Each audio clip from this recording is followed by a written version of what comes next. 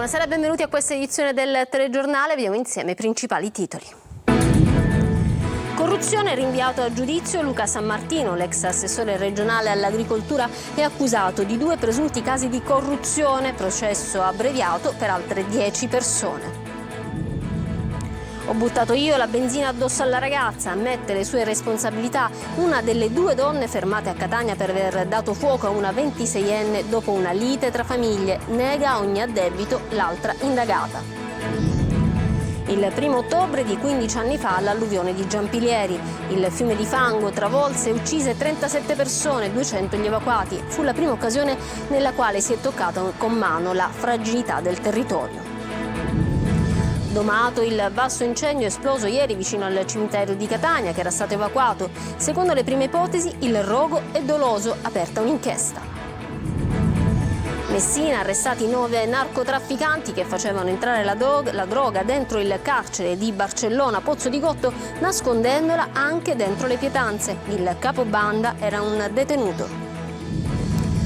La Corte dei Conti indaga sulla crisi idrica in Sicilia, riflettori accesi sulle tariffe dell'acqua prelevata dagli invasi, quasi tutti a secco. A Nicosia, nell'Ennese, l'acqua arriva una volta alla settimana, la gente protesta. Oggi è la giornata internazionale del caffè, la bevanda più amata del mondo e anche nel nostro paese. Il rito più classico, la tazzina con gli amici al bar. Calcio, terza vittoria consecutiva in trasferta per il Palermo, i rosanero battono il Südtirol e salgono al 6° posto, mal di trasferta per il Messina nella terza sconfitta esterna. Catania, stop di 2 mesi per Sturaro, la diagnosi dopo la visita specialistica del professor Mariani, distrazione di 2° grado del collaterale mediale del ginocchio sinistro.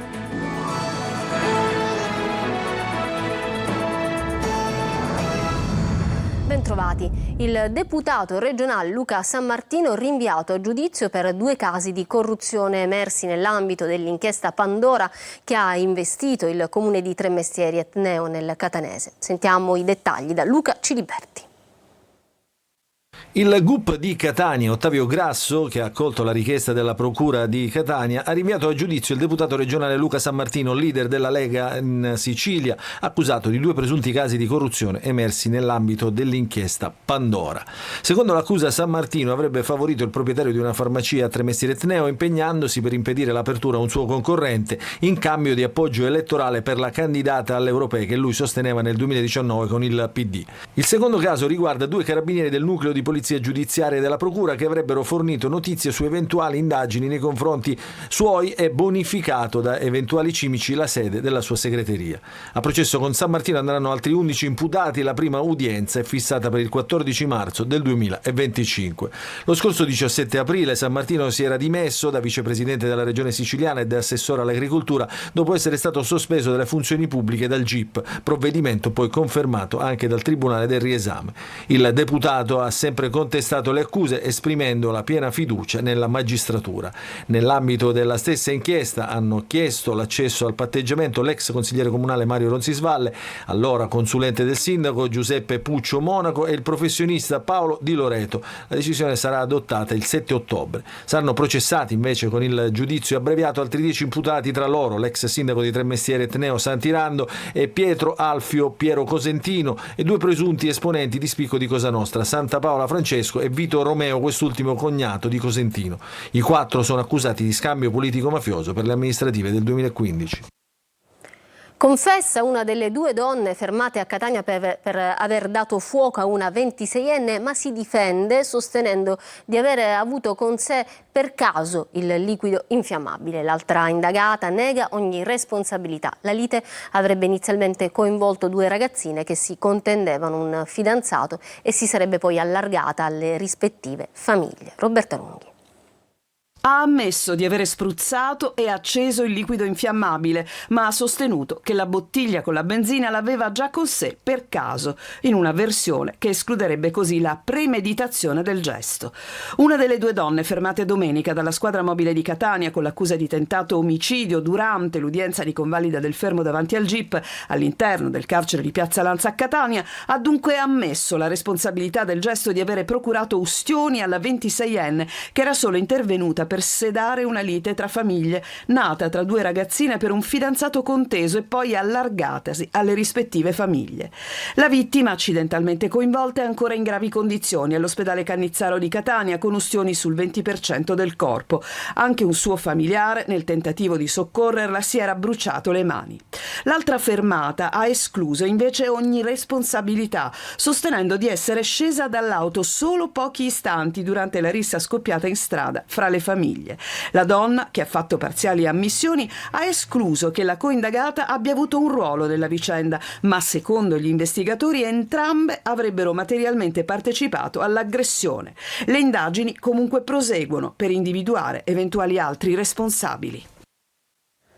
15 anni fa l'alluvione di Giampilieri, che colpì i villaggi della zona sud di Messina, che furono invasi da un fiume di fango che travolse 37 vittime, 2000 le persone evacuate. Fu la prima occasione nella quale si è toccata con mano la fragilità del territorio. In tanti ricordano oggi quella catastrofe di pioggia, fango e frane che ci chiede di tenere alta l'attenzione per contrastare il rischio idrogeologico. È stato spento solo questa mattina, con ulteriori lanci di acqua, il basso rogo che ieri ha coinvolto e interessato anche il cimitero di Catania. È stata aperta un'inchiesta di cui ci parla Tonino De Mano. Sembra che ignoti stessero bruciando guaine di rame per rubare il metallo quando all'improvviso le lingue di fuoco si sono propagate, alimentate dal vento e dalla vegetazione incolta.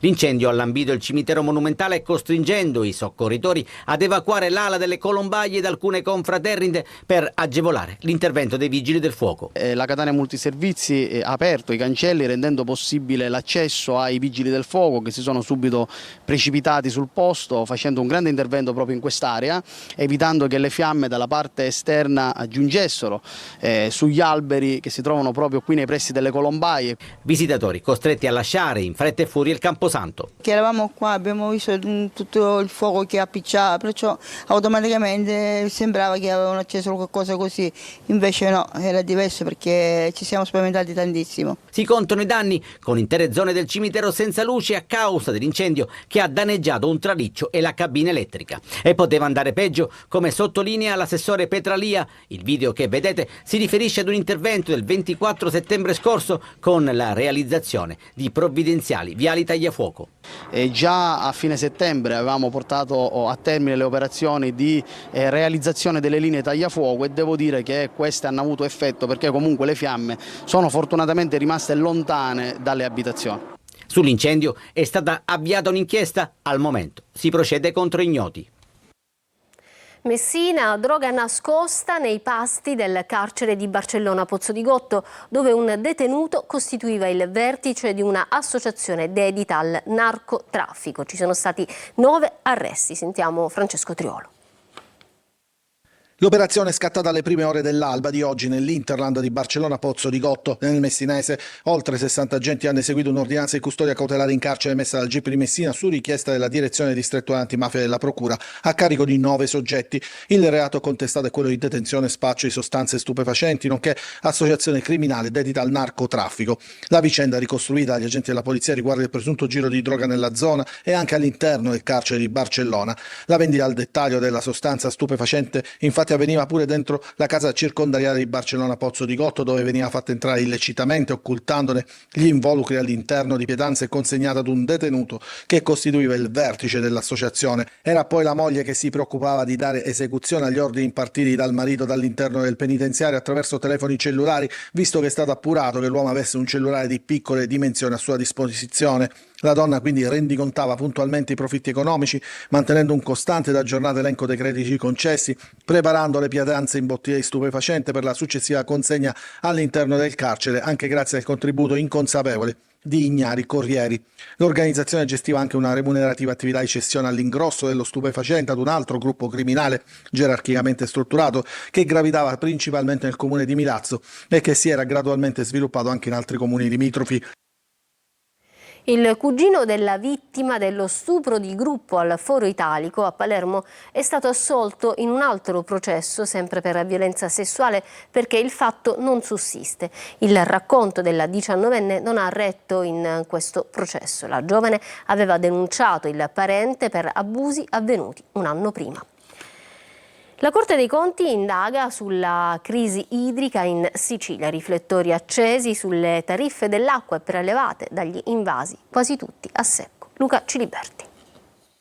Mentre la Regione cerca soluzioni per l'emergenza siccità e mentre la Sicilia, soprattutto quella centro-occidentale, fa i conti con la mancanza di acqua, la Corte dei Conti accende i riflettori sui prelievi dagli invasi siciliani e sui relativi costi di vendita. Sotto controllo le tariffe AMAP, l'ente gestore di Palermo, in una inchiesta che, secondo quanto anticipato dal quotidiano La Repubblica, potrebbe coinvolgere anche altri enti gestori e i consorzi di bonifica. Sugli incassi si dovrebbero ricavare i costi di intervento.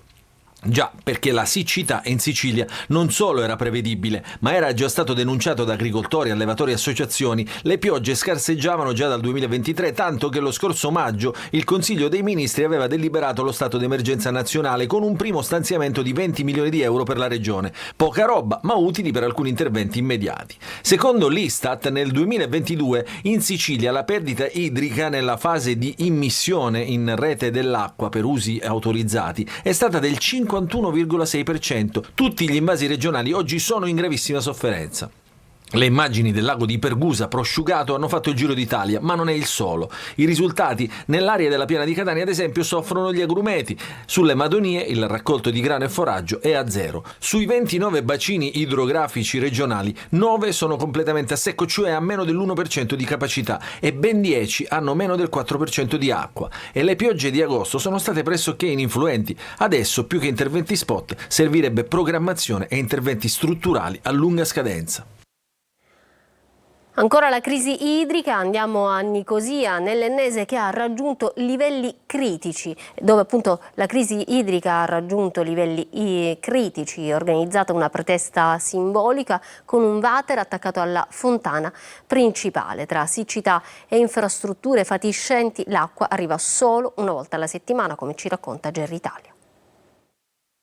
Un water posizionato accanto alla fontana, simbolo dell'urgenza idrica che affligge la città e i comuni vicini. È questa la singolare protesta andata in scena in piazza Garibaldi a Nicosia, dove i cittadini, esasperati dalla cronica mancanza d'acqua, hanno fatto sentire la loro voce attraverso un flash mob provocatorio. L'evento ha voluto denunciare una situazione che da settimane mette in ginocchio famiglie e attività commerciali, con l'acqua disponibile solo ogni 7 giorni. I disagi sono enormi. Per far fronte alla carenza molti residenti hanno acquistato dei serbatoi, ma nonostante i sacrifici è sempre più difficile garantire un approvvigionamento sufficiente per un'intera settimana. La scarsa pressione nelle tubature, aggravata dalla siccità e dai problemi alla rete, impedisce spesso di riempire completamente le cisterne. Pochi chilometri più in là, intanto, a Caltanissetta, la protesta delle mamme per la gestione iniqua dell'acqua è arrivata all'11° giorno, con cittadini che lamentano un servizio disomogeneo e discriminatorio. L'acqua arriva costante in alcune zone ed in altre no, ma se Caltacqua aumenta la pressione esplodono le tubature, come sabato in via Libertà. Tra l'Inseno e l'Ennese, dunque, i residenti delle zone colpite chiedono interventi rapidi e strutturali per superare questa crisi che rischia di diventare insostenibile. Oggi è la giornata internazionale del caffè, la bevanda più amata nel mondo e anche nel nostro paese. C'è chi ne beve più tazzine al giorno, soprattutto come occasione per stare insieme. Francesco Loi. Ma il caffè quanto è buono? Tantissimo, buono, con etichetti di rassù. Sapore, qualità, identità. In una parola, caffè. Sono più di 3 miliardi le tazzine che ogni giorno nel mondo vengono riempite con la bevanda più amata, quella che è in grado di unire tutti. Ed oggi è la sua giornata. Un caffè con humor. Che? Con humor. Non c'è più, è finito. Ci metto voce e fennette, uguali. Dalla moka all'espresso napoletano, ma le varianti sono tantissime. Uno dei simboli dell'italianità nel mondo. Certo, il caffè unisce, va bevuto sempre in compagnia, anche da soli, comunque si può anche bere anche da soli, è un ottimo caffè. Ma i giovani le chiedono il caffè? I giovani sì, però deve essere maggiorenne. Ne beviamo fin troppo la mattina e quindi diciamo è più che altro la scusa per stare assieme con gli amici. Proprio l'Italia, secondo il Consorzio Promozione Caffè, ne è il secondo esportatore al mondo. In estate o in inverno, ghiacciato o bollente, è sempre di tendenza. Ma c'è chi a quello del bar preferisce il caffè preparato in casa, come Edoardo De Filippo. Chi mai potrebbe prepararmi una tazzina di caffè come me la preparo io, con lo stesso zelo, lo stesso amore? Capirete che dovendo servire me stesso seguo le vere esperienze e non trascuro niente. Ma il caffè fa bene o male? Utilizziamo il caffè in modica quantità, utilizziamo con una dieta soprattutto equilibrata che ci permetta, mangiando molta frutta e verdura di almeno 7 colori diversi, di assumere la giusta quantità di proteine che poi il nostro caffè ci aiuta a sintetizzare meglio. Mattina, pomeriggio o sera, non importa. Buon caffè a tutti. È morta a Taormina dopo una breve malattia la cantante Farida, aveva 78 anni. L'artista catanese di origine egiziana aveva partecipato nel 2023 al programma The Voice Senior. Farida, pseudonimo di Concetta Gangi, voce del cantautorato degli anni 70, collaborò con artisti come Renato Zero e Franco Battiato. Nel 68 il primo significativo successo di pubblico con brani come Non dirmi niente, Io per lui e La voce del silenzio, amata anche all'estero, soprattutto in Spagna e nei paesi dell'Est Europa. Una delle sue incisioni maggiormente apprezzate fu l'interpretazione di Vedrai, Vedrai di Luigi Tenco. Ci fermiamo noi adesso per una pausa, torniamo tra poco con una ricca pagina di sport.